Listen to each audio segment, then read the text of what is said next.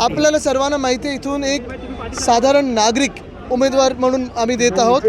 दरेकर ताईंचं काम तर आपल्या सगळ्यांना आधीचं माहिती आहे, पण आज आपण पाहतो इथे जनता सगळी रस्त्यावर आलेली आहे, कारण आम्हाला शिवसेना उद्धव बाळासाहेब ठाकरे पक्षाला आणि आमच्या उमेदवारांना पाठिंबा द्यायला आलेली आहे. आपण जर बघितलं की ज्या प्रकारे सगळं वातावरण पेटवलं जातंय महाविकास आघाडीतर्फे पक्षात लोक फोडतात, याबद्दल काय? एक लोक फोडण्याचा, पक्ष फोडण्याचा, परिवार फोडण्याचा आपण पाहताय. महायुती किंवा भाजप आणि भाजपचे जे मित्रपक्ष आहेत, NDAमध्ये जे आहेत, ED, CBI यांचं काम सुरूच असतं. पण महाविकास आघाडी ही महाराष्ट्र हिताचं बोलत आलेली आहे आणि आम्ही हे महाराष्ट्र हिताचंच बोलत राहू. सर, तुमच्यावर आधी श्रीकांत शिंदे हे सातत्याने टीका करताय. मला वाटतं त्यांच्याकडे जास्ती लक्ष नका देऊ, त्यांची लायकी तेवढीच आहे, त्यांना जास्ती आम्ही किंमत देत नाही. अनेकदा आम्ही घटनाबाह्य मुख्यमंत्र्यांना चॅलेंज केलं होतं की माझ्यासमोर एकट्याने येऊन किंवा पूर्ण खातं घेऊन बसावं. आणि महाराष्ट्रातून उद्योग गुजरातला का पाठवलेत, महाराष्ट्राचा विकास 2 वर्ष का अडलेला आहे, कृषी क्षेत्रात आपण का मागे पडत चाललो आहे, त्याच्यावर एकट्याने किंवा पूर्ण खात्याने येऊन डिबेट करावं. पण त्यांच्यात ती हिंमत नाही आहे. मग इकडून तिकडून थोडे चिंदीचोर पाठवत असतात बोलायला आमच्यावर. आपण जर बघितलं तर 5वा नमाज पडा असं औरंगाबादमध्ये सांगितलं जाते. मला वाटतं हे महत्त्वाचं आहे. आपण पाहत असाल आता धार्मिक याच्यावर भाजपा बोलायला लागलेली आहे.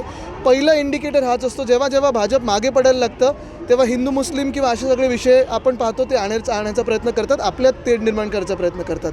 मग ते जिल्ह्यात असो, धर्माधर्मात असो, जातीमध्ये असो, महाराष्ट्र म्हणून आम्ही एकत्र आहोत सगळे आणि महाराष्ट्र हिताचंच बोलत राहू. कारण आज जर महाराष्ट्र हिताचं बोललो नाही तर भाजपा आमच्या महाराष्ट्राचं मंत्रालय देखील सुरतला नेऊन ठेवेल. सर, प्रज्वल रवन्ना यांचा व्हिडिओ लीक झाला आहे. बरोबर आहे, पण भाजप त्यांचा प्रचार करून गेलेत, त्यांचे सर्वोच्च नेते त्यांचा प्रचार करून गेलेत आणि निवडणूक आयोग त्यांची निवडणूक बाद करणार आहे की नाही ह्याच्यावर प्रश्न. निवडणूक आयोग सगळीकडेच डोळे बंद करून चालतं का?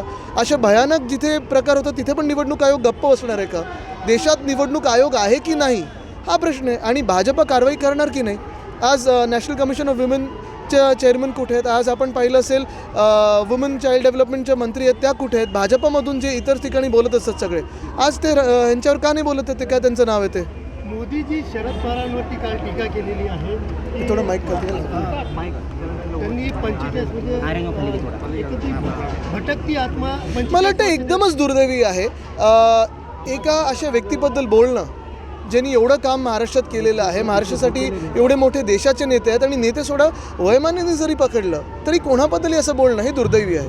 आणि मला वाटतं महाराष्ट्रात येऊन अनेक हे बाहेरचे लोक नकली शिवसेना, भटकती आत्मा असे वगैरे सगळे बोलायला लागले. महाराष्ट्राला ही शिकवण देणार का?